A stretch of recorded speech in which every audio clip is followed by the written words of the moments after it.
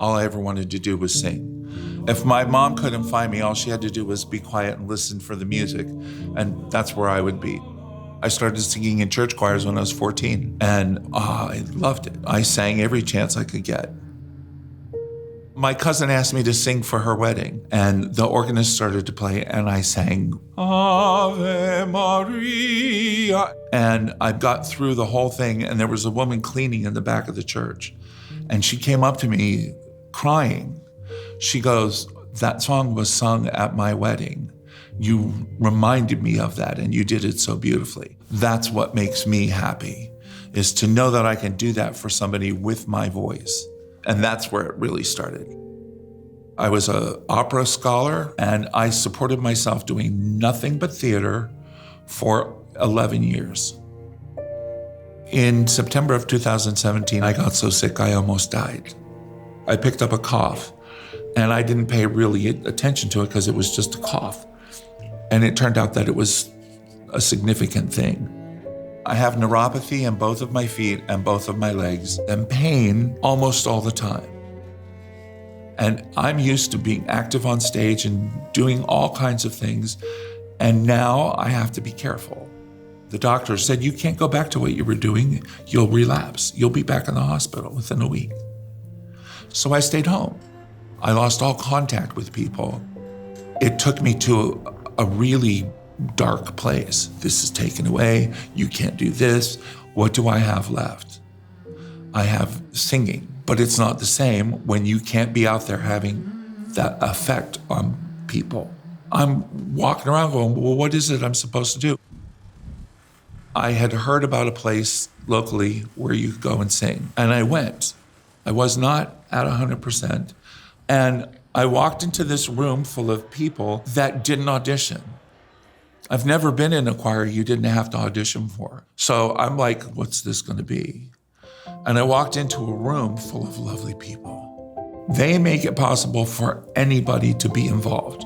No matter what level you're at, they hand you the tools to be successful at what we're doing. It doesn't matter if the person next to you can read music or not.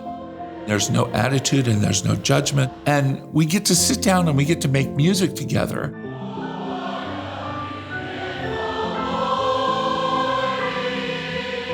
After such a period of time where everything was just like blah, suddenly things are different.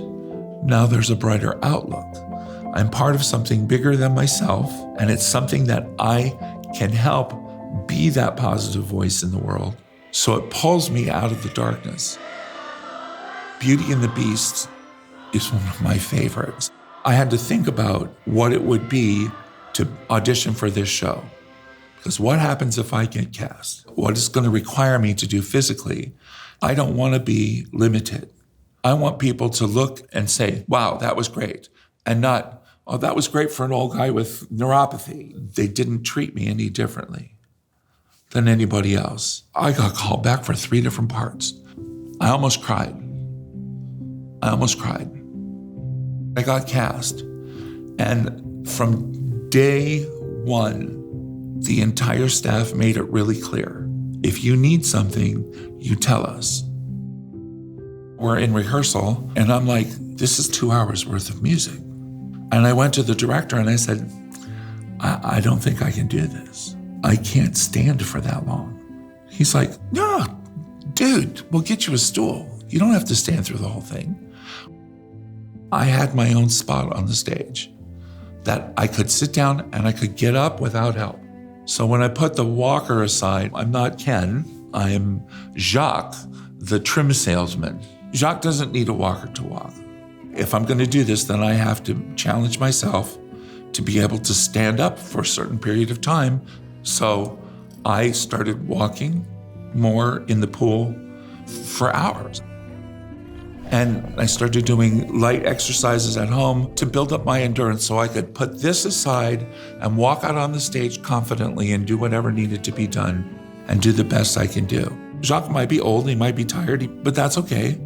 He's a live person. Standing backstage is the prep so I can sort of pull myself together and get focused for what it is I'm about to do.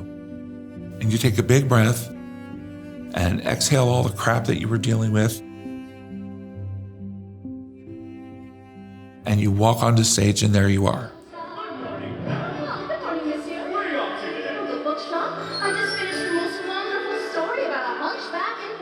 It's not Ken walking out onto stage now.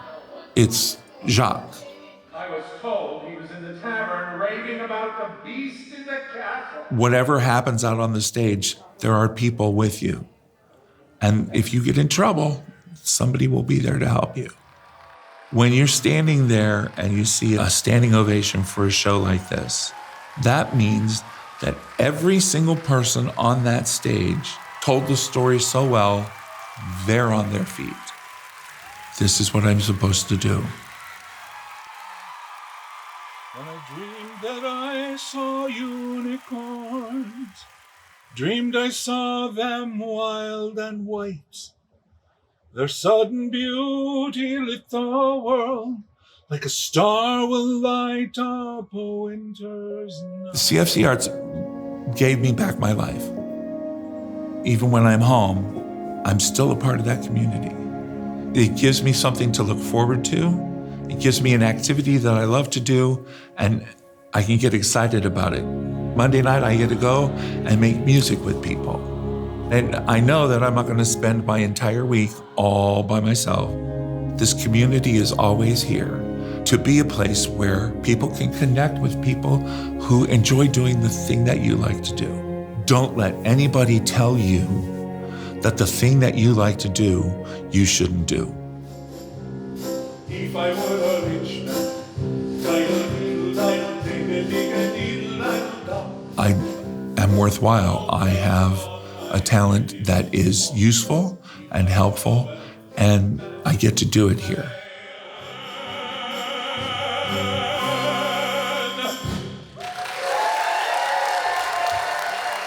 I love this organization so much. I'm blessed to be a part of it, and I hope that I am as much of a blessing to them as they are to me.